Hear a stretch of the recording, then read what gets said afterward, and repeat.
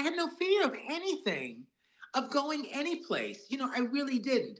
And this was my life story. Is like I remain fearless now because of these things, of having this strength of whatever it was, that a strength that was given to me in my upbringing. This is such important for young people to hear this.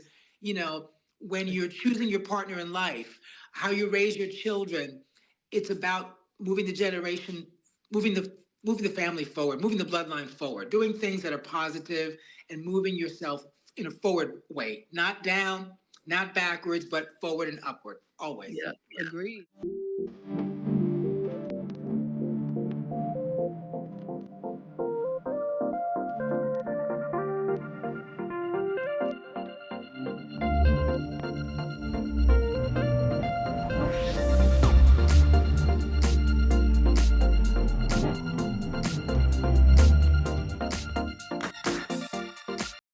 Hello, everyone, and welcome to Dreamleapers. I'm your host, Harriette Cole, and we have a very special guest today. It We have just enjoyed New York Bridal Week. Now, you've heard about New York Fashion Week that gets talked about everywhere. Well, New York Bridal Week is when bridal designers showcase all of their new designs so that everyone in the industry can come and see, and then brides get to come and shop in the next season. So let me tell you about who we have today. We're closing out Bridal Week with one of the most trusted names in bridal fashion, a visionary who has helped countless women step into one of the most memorable moments of their lives with confidence, grace, and impeccable style. Mark Ingram is the founder and creative force behind the legendary eponymous Mark Ingram Atelier, a home for sophistication, luxury, and timeless design. A graduate of NYU and a veteran of luxury retail, Mark began his career at unparalleled Fifth Avenue stores. You've heard of them, I bet, Bonwit Teller and, what's still here, Bergdorf Goodman, before he served as the National Bridal Sales Director at Amsala. In 2002, he opened his own atelier, where he eventually launched his own collection, Mark Ingram Bride, which is known for its effortless elegance and refined modernity. His work has been celebrated by major publications, including Vogue, Brides, Harper's Bazaar, and the New York Times. So today we're going to be speaking with Mark about the power of fashion to tell stories, the artistry behind creating a once-in-a-lifetime look, and how he built a brand that continues to inspire brides and dreamers everywhere. Please join me in welcoming the incomparable Mark Ingram. Thank you, Harriet. Thank you so much for that wonderful introduction. Well, and I was just thinking back, like, how long have we known each other? So it's Amsala. It's I'm going to tell you exactly. Oh, We were please. both on the Colin Cowie Everyday Lifestyle TV show at the Aquaba Mansion in Brooklyn. And I was brought on the show. It was a Southern cooking segment. I was cooking the dinner based on my Oh, mom's Charleston recipes. oh my, I remember that. I did not Yes, recall it. That was why, but that's even better. I remember Colin Cowie, and that was so much fun. And it was. Aquaba Mansion is Monique Greenwood, who I went to Yes, college with. And yes, at that time, I think that was when she had one Aquaba Mansion, and now there are quite a few, uh, yes, which, in the space of bridal, people have used for wedding ceremonies as well as for, the honeymoon locations, et yes. cetera. So I love it. I'm so glad you remembered that. But Harriet, dare I say how many years it is ago? Oh, we were babies. We were babies. We Okay. were babies. I'll We'll tell just you one talk. thing. I've had my own store. It'll be 25 years in January of this coming year. And That's I met you years before that. that's it. That's Yeah, it. Well, aren't we lucky? we're very lucky. So, what got you interested in bridal? It's I've been asked that question for so much of my career. It truly boils down to two things. My sister's wedding in 1994. We are very opposite siblings. I'm like my mother. I'm very creative, gregarious. I love fashion, flair, style. My sister's more like my dad, cerebral, serious, quiet, and not so much into style and fashion. She's the only girl in the family of two children. When she got engaged in 1994 and proclaimed she was not having a wedding, my parents were not having it. Not having it. She says, well, Okay, then you want a wedding? You do it. So we kicked into full gear. My mom and I kicked into full gear. The wedding was April 16th, 1994. And probably we had a little shorter lead time than normal because we didn't know we were going to have a big wedding. And it wound up being a big church wedding with a gorgeous reception at Tavern on the Green, full Wow. wedding gown, bridesmaid, the whole thing, best men, ushers. And I've been in the fashion industry for about 14 years at that point anyway, not in bridal, but I was just coming out of Bonwitz and Bergdorf Goodman history and had spent a few years in wholesale, but not in bridal, in sportswear, basically. And so with this wedding, I was working in the garment center. I had access to so many things at my fingertips. My sister just gave me carte blanche. So from the dress, from the head to the toe, I styled her with her wedding dress. I made her veil. I hand beaded her shoes. With my mother, we worked on every detail of this wedding, from the dinner, the silverware, the tabletop, the flowers, the music, the venue, and I just loved it. I had no idea about anything in the industry before that because we'd had weddings in my family, but I was never a part of it that close to it. Nor had we had weddings sort of that level. And so when it all was said and done, I said, wow, this is kind of a cool industry. Because until you're in it or have a wedding in your family, you don't know about it. That's true. You don't know how big the industry is. It's $1 billion industry. So that got my start. I've got my foot wet, my toe wet, loved it.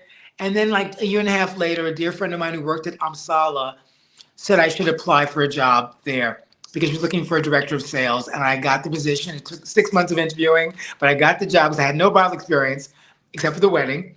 And I got the job, and the rest is history. That is such a good story. That also, thank goodness your sister was okay with you Oh, coming yeah. in, She's still swooping okay with in, it. I still and dress doing her. everything. That's Yes. amazing. So, what were you doing in fashion as you were working at Bonwit and Bergdorf? What was your role?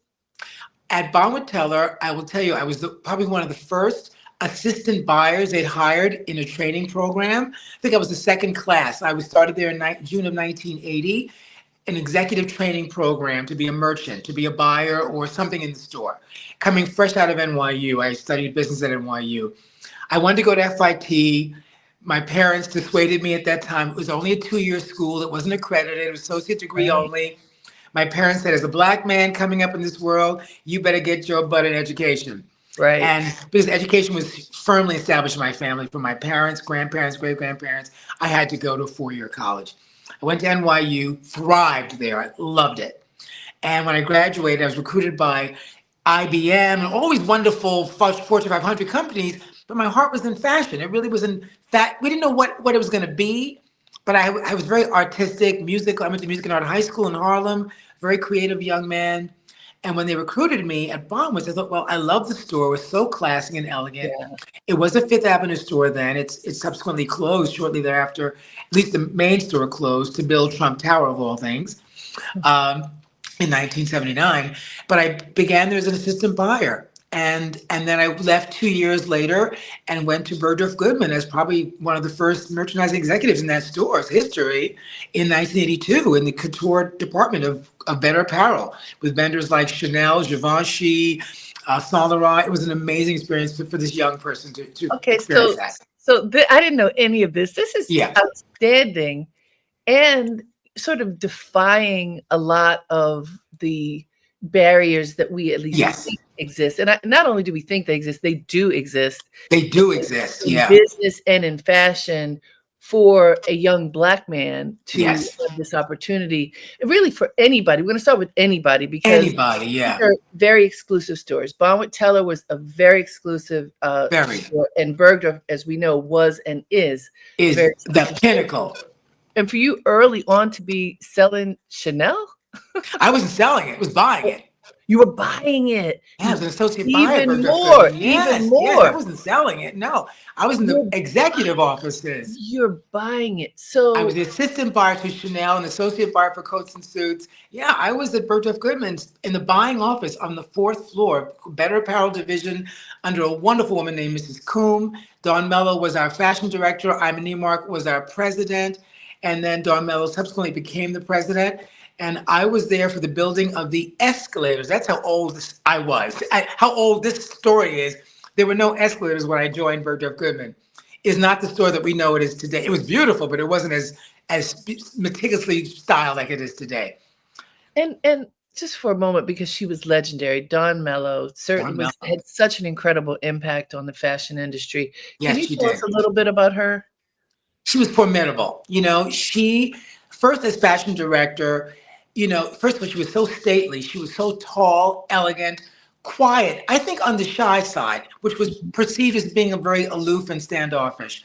I, of course, didn't get to really know her, interface with her directly as much as I'd like to. Of course, being a black man in the store, in executive offices, she knew who I was, Right. obviously, and was always very kind and courteous to me. They did in those days walks around the floor. So she and Ira Neimark would walk the floor every day to make sure that everything was meticulous. Different time in retailing. Our Yeah. buying office was on the floor where we actually sold the merchandise, bought and sold. We had beautiful old ladies who were selling these dresses, who'd been with the store for 20 and 30 and 40 years, who had an incredible book, who knew their customers. We went buying on buying trips. We actually were buying for specific customers sometimes because we had a built-in clientele. So Mhm. Mrs. So and so was a 2, Mrs. So and so was a 12. When you went to market to Givenchy or whatever in those days, you were thinking about who you were buying for in those because you had a guaranteed sale. It was incredible. We And were not as you computerized either. We used to count stubs at night. so you're going to Europe to buy, is that right? No, I was an American counterpart. I didn't You go to were Europe. okay. My boss went to Europe. I Okay. did the domestic market at Seventh Avenue. Got it. Yeah, So I mean, this is just an amazing story. I didn't know this story about you, but just being on the inside at that level at Bergdorf, you get yeah, to interface with some of the wealthiest people in yes, the world. and the world. And there's an intimacy about working with people as it relates to what they're wearing and you being able to have the vision to buy for them. Yeah. So, how did you cultivate that eye? Harriet, I was very fortunate in my upbringing that I can count back 3 generations of sort of style making in my family. It probably goes beyond that, but I go back to my great grandparents on my father's side, the Ingrams. They were I'll call them a very middle class family who thrived in the South at the turn of the century in Gainesville. How it all happened, I don't know, but they managed to have a beautiful 2-story home, which was rare. They raised 3 beautiful children, all went to school, they had jobs, and this was at a time when Black people really suffered greatly in the South. My grandfather had a very middle class upbringing. And with that came a little luxury. Was a little bit of Mhm. travel, of style, having an eye, having parents who had some style, a beautiful home life that involved china and crystal and entertaining. In fact, I have old newspaper articles. In those days, when you entertained at home, or you Yeah. had guests visiting from out of town, you had it printed in the society column who came to Oh, see you. So I have, like, from the 1930s, a little printouts of what was served at a dinner party of my great grandmom's Ida's house for a dinner party she had in honor of my great grandfather's birthday, for example. I So they love lived a very that. classy life. I love that. So you grew Yeah, up in it. You were I grew up immersed in in it. it Yeah. And my from mother's side, same way. They were land gentry. They owned land in South Carolina, outside of Charleston. Don't know how it happened, but they accumulated acres and acres of property, which we still own, coming out of slavery. And they were a solid middle class Black family that was entrepreneurs. They owned businesses and they thrived in the South. And so I had no reason not to fail. I had upbringing from both sides of parents pushing me and my sister and grandparents and great grandparents to push you, upwards and in the right direction. So I was very, very fortunate. I had no that's option to fail. I really didn't. The well, taste I mean, level, yeah, the taste level comes from my mother and my father, especially my mother. My mother was a style maker. Beautiful. I grew up in a beautiful home with beautiful art in my home, beautiful clothes, her lovely friends. She was a lovely person, very elegant, sophisticated, educated. Both my parents were. So I was exposed to that at an early age. So I had the love of it, and glommed onto it. I soaked it in because I loved it so much. that's something. I mean, there's so many elements in that. I know that, like, the mantra that I remember from my father is excellence is the only option. That's it. And so, that's how you had to live at all times. That's And right. like you, Present my parents, yourself. Yes, you I mean, carry yourself in a certain way. You're representing your family, you're representing your community, you're and representing your race at you're that time. representing your race. Your Absolutely. race, yes, And that meant something and means something, even yeah, though I don't know that people say it as much as they used to, but it certainly does mean, you have to be upstanding. You need to know that you are bigger than yourself, that yes, it's you're true. part this community that matters, and we have to make sure it matters. Hey Yeah, guys, this is Dreamleapers with Harriette Cole. We are talking to Mark Ingram. We are going down memory lane, getting a history lesson right now, and I love this so much. So, Mark, thank you. in your atelier, there are these Yes, wonderful photos of your family, and you have yes, talked to me about them before, but now hearing all that you're saying, it just brings them to life even more. Clearly family was pivotal to you. That was the huge. foundation of who you are today. You bring your family right into your business. Talk about that. Yes. Well, from day one, I credit my parents for the upbringing that I had. I'm so grateful and proud. And, they instilled in me a confidence, a dedication, uh, a sense of purpose to go forward and achieve and be a credit to my race, a credit to my family. And so, like we said earlier, I had no chance to fail. But I honor them because I had the visual record also. One thing is to be told the stories. We're great storytellers. Black culture, the griot, we talk about Sure. oral history. That's a huge part of my life, as well as I'm sure it was yours as well. Yes. But I also had it backed up with photographic history. In my family, for some reason, beginning at the turn of the century, we sat for portraits. We took formal portraits. People had cameras, people had cars in my family. So we were able to be very mobile. My family was driving around the 1920s and 30s around the USA, probably looking at that green book as to where they could stay, taking photographs. My grandparents in New York City were super stylish. They'd come from the South, from Florida and Georgia and Charleston to New York City in the 20s, in the teens, the 20s, and the 30s. So style and how you present yourself was everything. Because if you were treated less than by the general public, at least you presented yourself as with certain pride. That demanded respect. And I think Sure. that's what kind of trickled down was you demand respect by how you present yourself. Bottom line. All these portraits of my family are like a legacy of what I had to live up to. Beautiful people, well-groomed people, smart people, proud people. And so on my wall, and they were also fashionable. I mean, on top of Yes. all that, they love clothes, fine tailoring. When I was a kid, Harriet, stores like Bonwit Taylor and Burgess Goodman, I was a regular shopper in those stores with my grandparents. So even as early as a stroller, taking me down. They babysat me every weekend. My parents were so lucky to have built-in babysitters. I was the first and only grandchild for a long time. I came along in my grandparents' life when they had the time and the resources to really treat me like a little prince, and they did. And shopping on Saturdays down Fifth Avenue was de rigueur. I mean, we were at Saks Fifth Avenue. I had a fitter at B. Altman Department Store on 34th. You Her name was did. Mrs. Gower was my fitter because I had clothes made for me at Best and Company and Altman's. Those were At the two what stores. age, Mark? Oh, I was 3, 4, 5, 6, 7. This is all in the 60s. I was born in 1958. So starting about 1962, 63, I've got photographs of me in these little fabulous outfits. I always wore tweeds in the winter. I wore Chesterfield coats and tweed jackets and leather leggings and base and caps, matching caps, camel hair coats. That's where I grew up because I that was love the it. style then too. There wasn't a lot of funky fashion. It was about traditional clothing.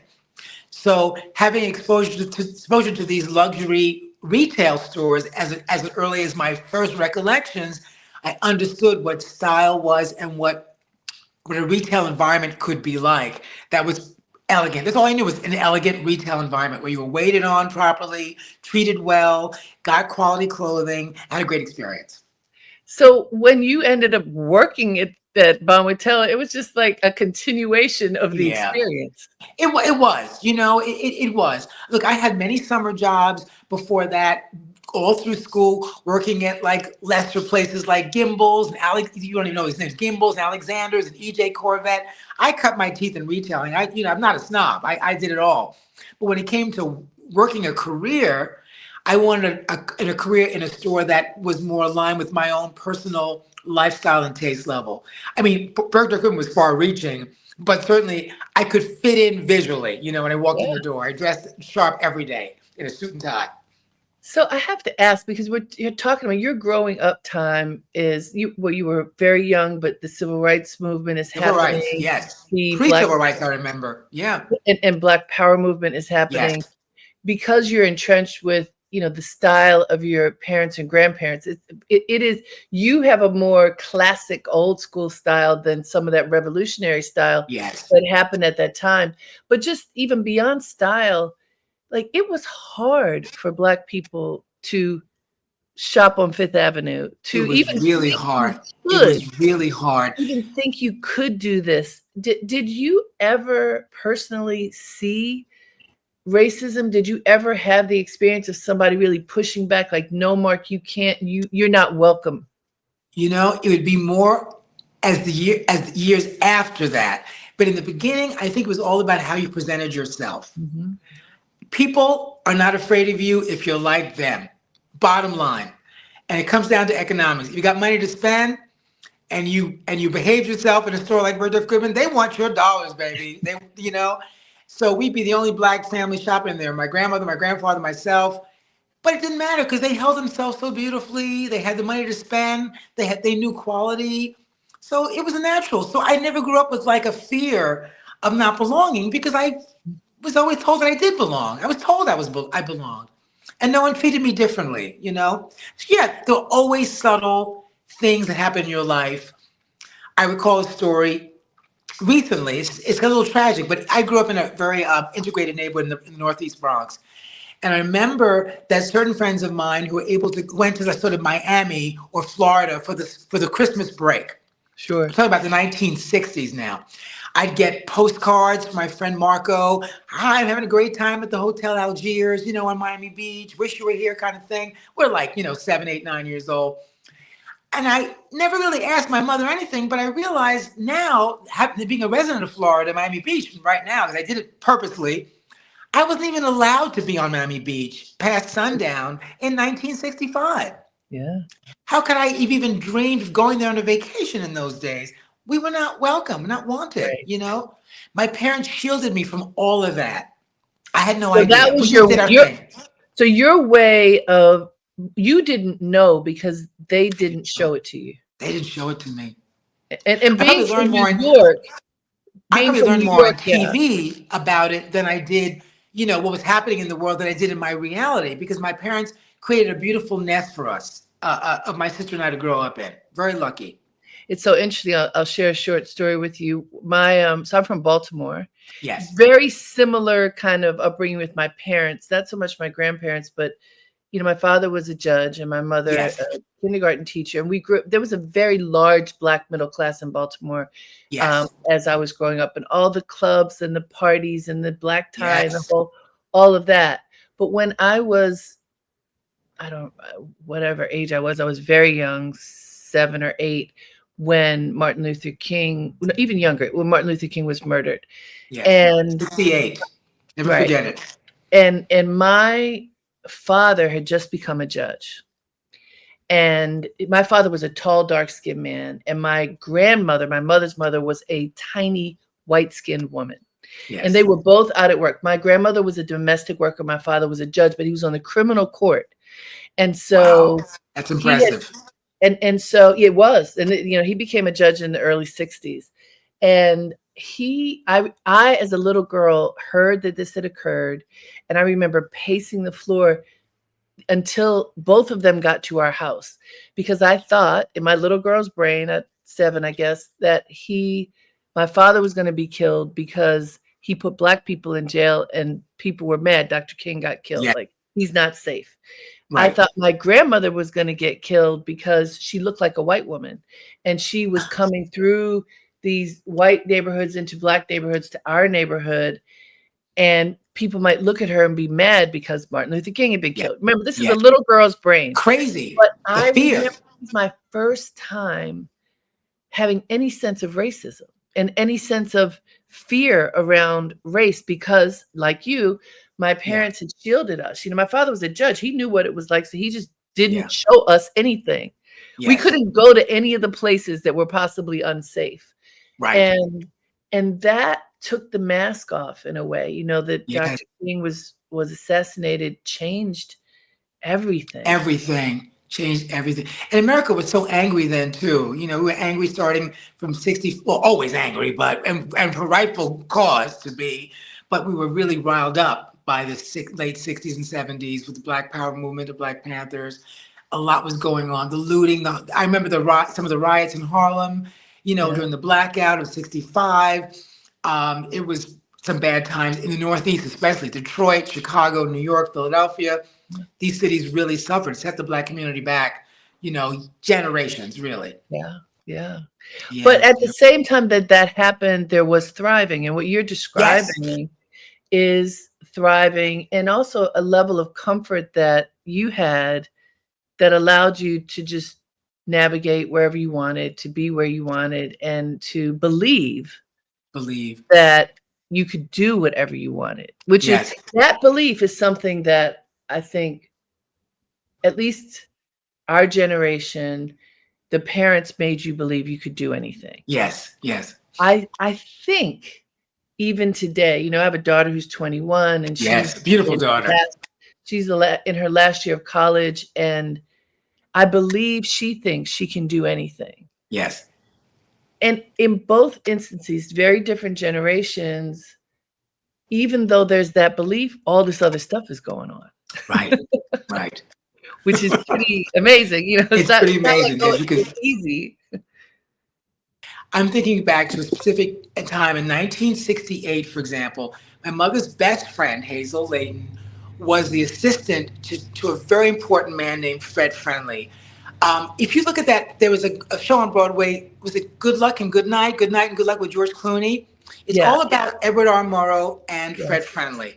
Hazel was the assistant to both of them at CBS in those days. Hazel was a black woman, by the way. Okay. And they named Hurricane Hazel after her. That was the first major hurricane in 1954 that they named. She's named for them. But anyway, she's like my godmother.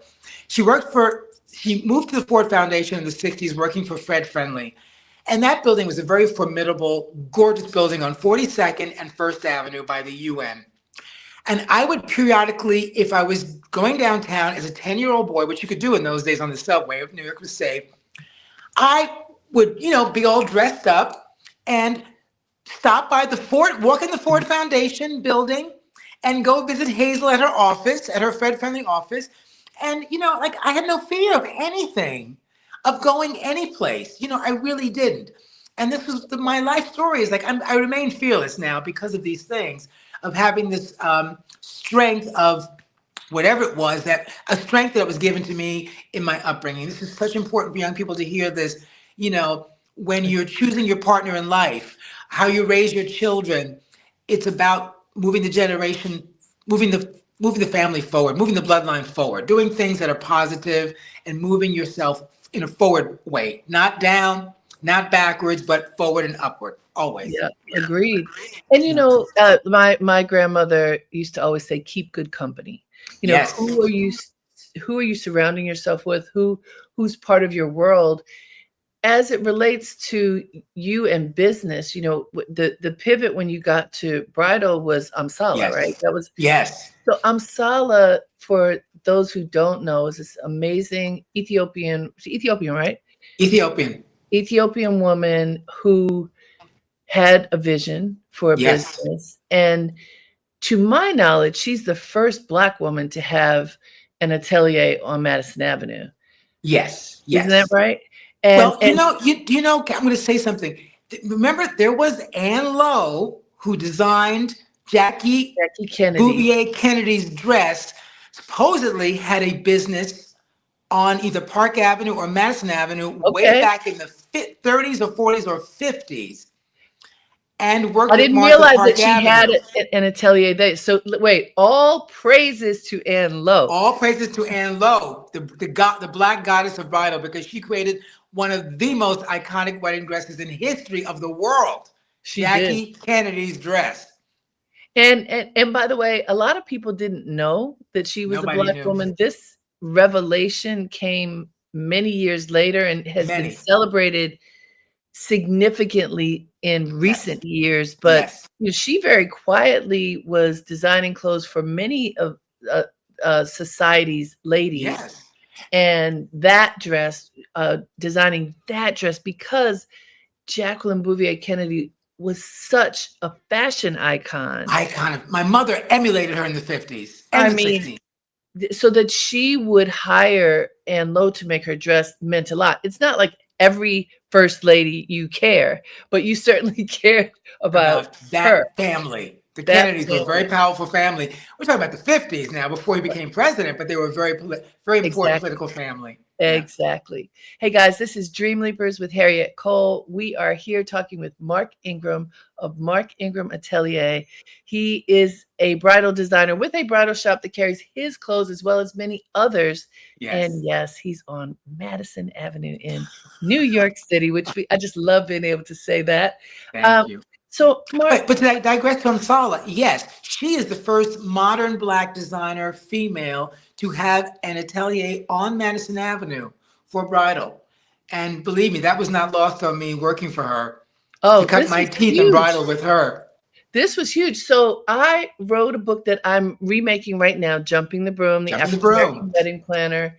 I made this book in 1993. That was when it first came out. And Amsala was huge at this time. Huge, huge. And her dress is on the cover of my original book. Yes. And I just remember I was fashion editor at Essence at the time, and that's how, and we covered bridal. That's how I even came to make this book.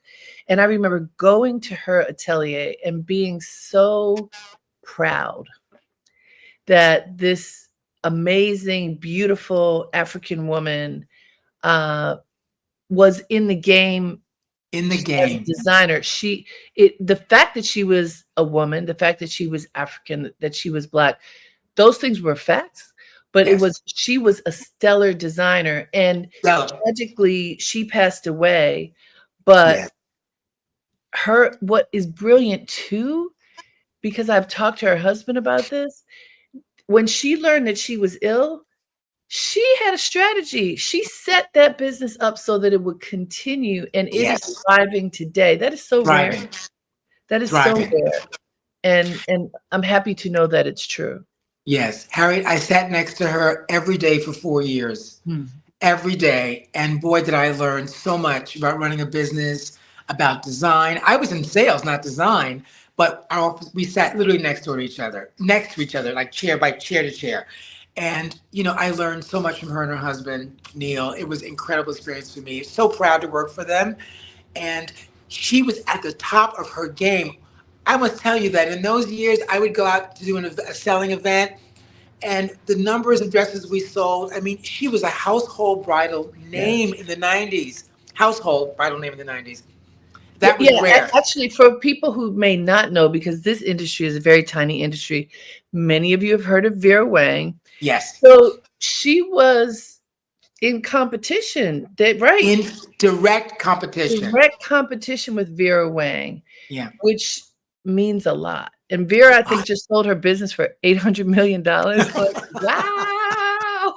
The only competition I had when I went out to do a store selling event would be Vera Wang and a new up and coming designer at the time named Reem Akra, because Reem Akra brought beading back to bridal, Yes. whereas we were in a very clean, austere period of lace and satin and fine handwork, but not so much beading. I'm sorry, it wasn't much about beading. She did a lot of lace.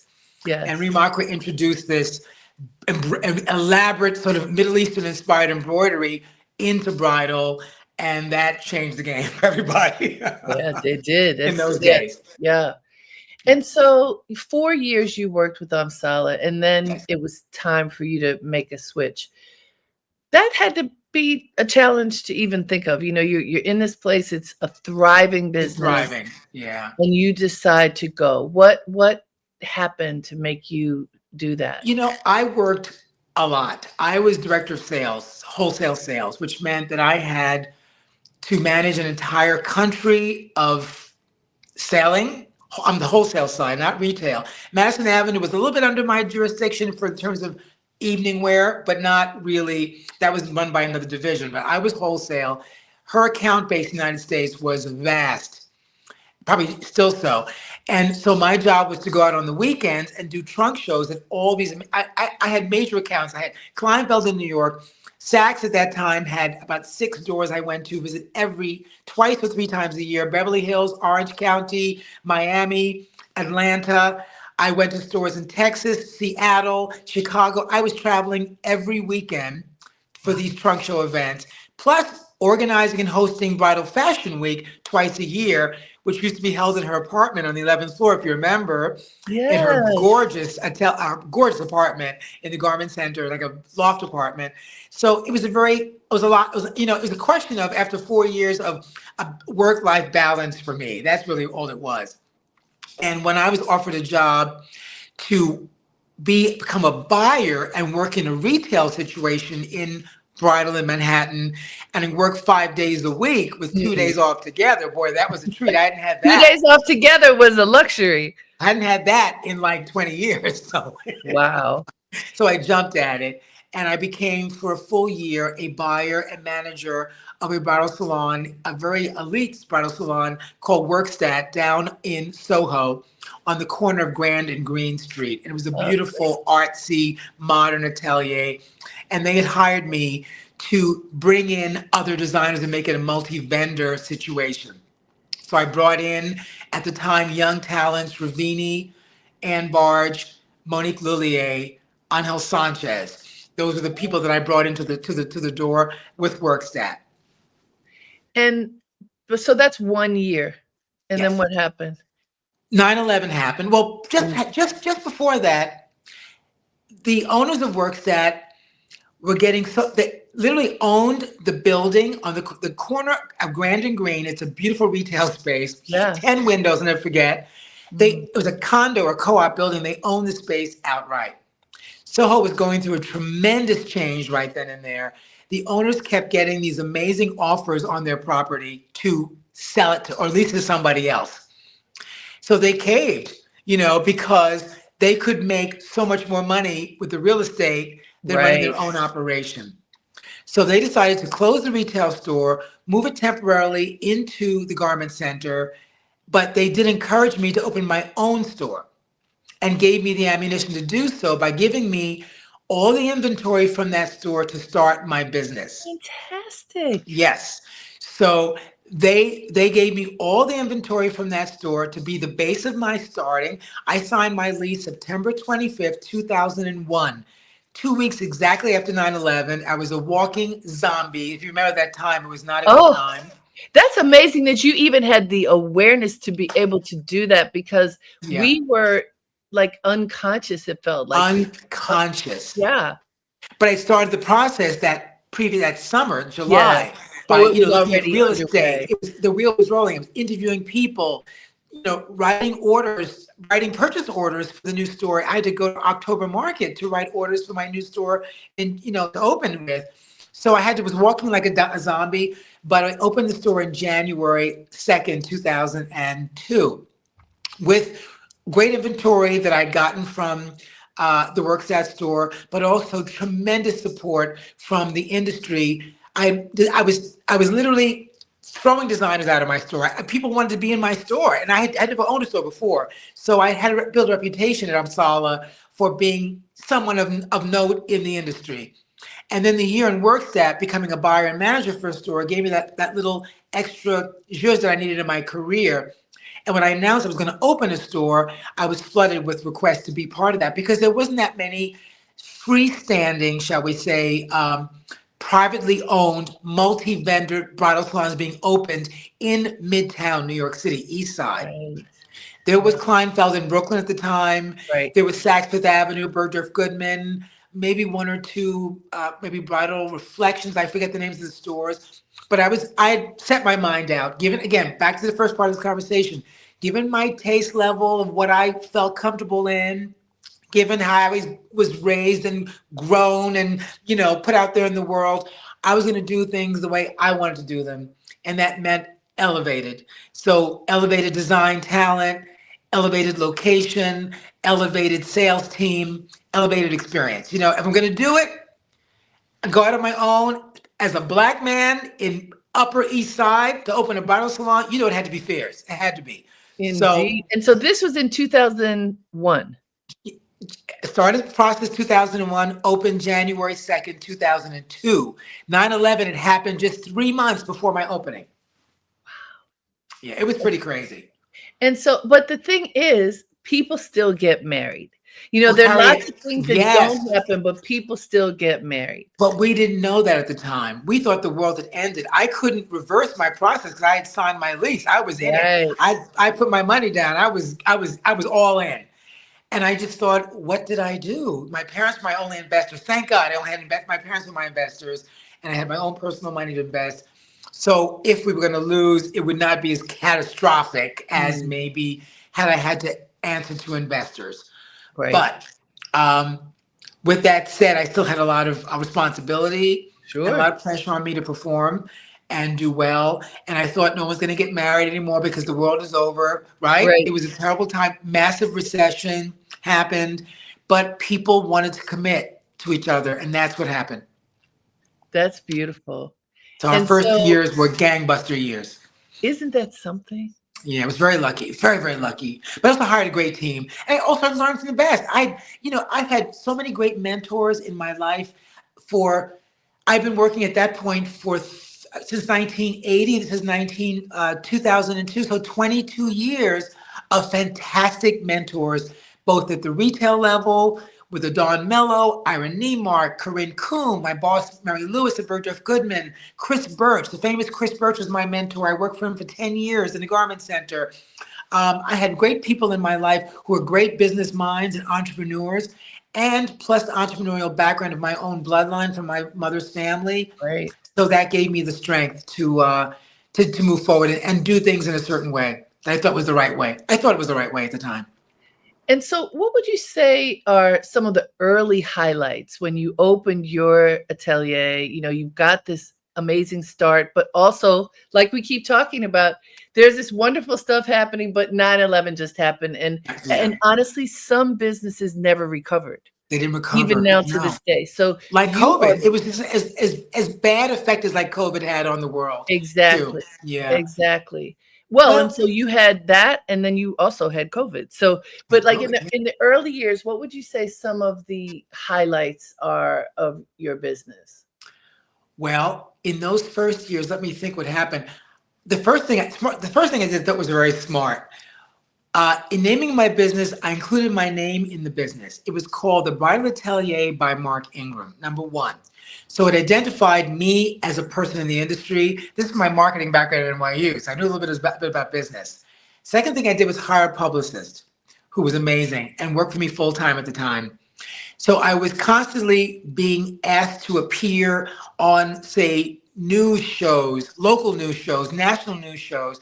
I was a regular on E and Entertainment Network and Extra and all these shows to report on bridal trends. I also began to use my own image in my advertising because I was a multi-vendor store. I Mm, could not just, I would often sometimes, use pictures of designers' dresses to represent my store, but mostly I had a portrait taken, again, back to the portraits now, of myself by several beautiful photographers, like Christian Oss, for example, did my amazing portrait, my first portraits. And I used my image in my ads in magazines like Martha Stewart, Town and Country, Brides Magazine. These were national magazines. So even though I was right, a local retailer, I presented myself on a national level, and then actually international level because everybody read those magazines in those times. Those are the days of print magazines. right. So Town and Country, In Style The heyday magazine, of print magazines. heyday Yeah. of print, because you were in it. Yes. Yes.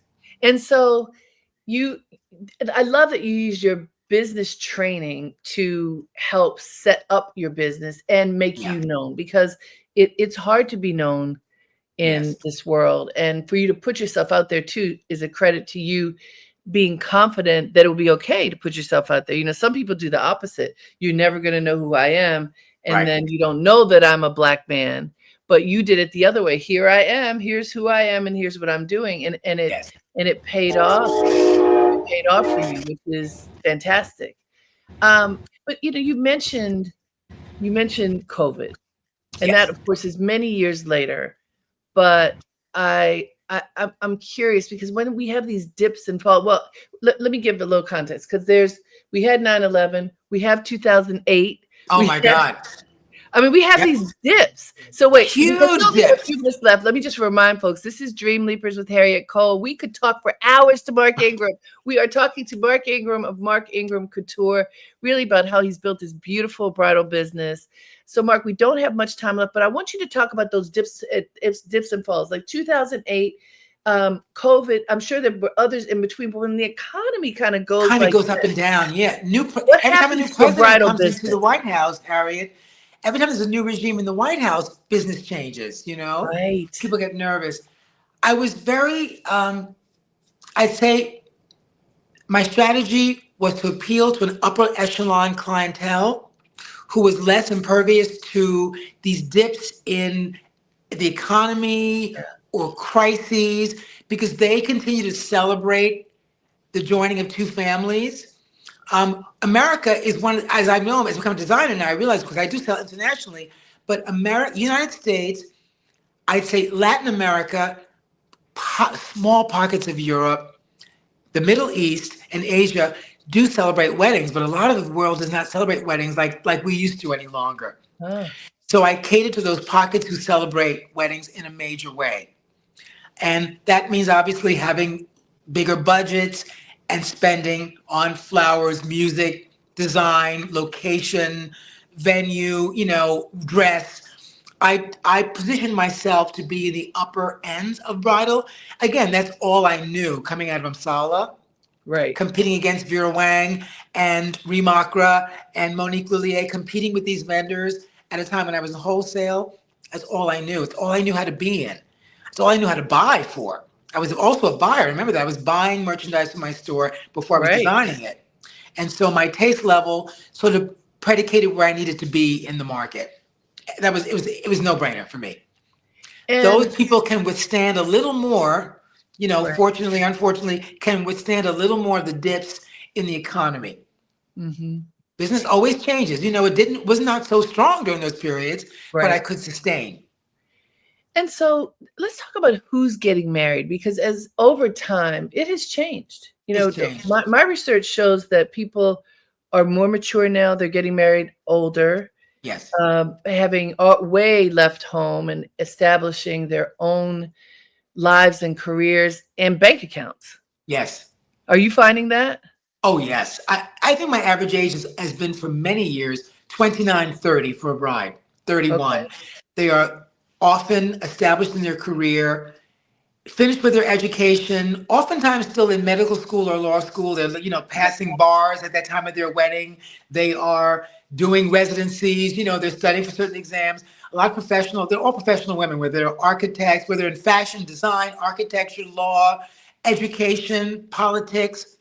I've been very fortunate to have a combination of brides, a cacophony of brides who are very well, say, educated, Right. because they've had privileged lives, a lot of them, or some of them are self-made as well. Because these weddings we're talking about are big budget weddings, not just for the dress. I mean, I'm the least of their worries, in terms of the What do budget for the you wedding. what does an average wedding that you're part of cost these days, do you think? Harry, when I first started, the dress was supposed to be 10% of the bridal budget. So you do the math. My average retail in my store is $8,000 to $12,000 on a daily basis. We go a little below, and we definitely go higher than that. But if $10,000 is the average, that's $100,000 right there. But I believe that doesn't scratch the surface of what these weddings are. I Right, think right. that's A hundred probably more thousand dollar wedding today is like a budget, is a budget wedding. budget for flowers. Seriously, it's crazy in my realm. I think the weddings that I do start at $500,000 to $1 million. I think that's kind of my bride. That's I got to that's tell you, that's yeah, it's scary to that's say. That's amazing. it. Just to think about, as we think about the economy and what people are experiencing, and there's there's quite a breadth in terms of who is in this space. But so what's the future for Mark Ingram? What are you doing now? Well, I've been designing my own under my own label. It'll be, well, 8 years for my store, 5 years as a wholesale brand to many stores. I'm in about 17 stores in the United States. I'm Great. in 6 stores in Italy, one store in Qatar. I'm so excited about. I'm in Japan in about 6 stores and about 3 or 4 doors in Korea. So the business has grown tremendously. So there's hopefully more growth in that area for me. I love my design work. I'm a senior citizen officially and have been for several years I love it. since we And talked about when I got my start, back in the 60s on Fifth Avenue, being a toddler. Um, so I think as long as I can have my health and my mind, I can continue to do these things for the rest of my love life. it. My atelier runs on its own. I've got the best team. Although I'm there a lot, I've curated the best team of salespeople, managers, merchants, public relations. My CEO is brilliant, and so we're very sound financially, and that was very important to me to have a very financially sound business. You have to be in bridal very sound because it involves a lot of money involved in coming and going. Cash flow is critical of Yes. managing that aspect of your business. My business is very sound, thank God. And so I can probably continue for a very, very long time. Um, I have a home in Miami that I love, so I get to go. I live in Riverdale in the Bronx, and I live in Miami. I go back and forth. I've got a wonderful partner who has a home in the Hamptons, so we get to go out there and do that. And You have a life great is life. good. Life is good, Harriet. I can't. I'm blessed. I'm so thankful and grateful to God Almighty and also my parents and family for the background they instilled in me and the genes, the blood I got. Well, thank you so much for sharing your story with us. It's been Thank you, Harriet. inspiring to talk to you. Thank you, Mark Thank you. Ingram. What a pleasure. Thank you, Harriet. Good luck on your book. I'm so excited for you. Thank you. Okay, Thank all the you. best. Thanks. And thank you to all of you for tuning in. I hope that you had as much fun as I did learning from Mark Ingram. His whole family story is so brilliant. Check him out, Mark Ingram Atelier. Until next time, have a great day and make it count. Bye bye.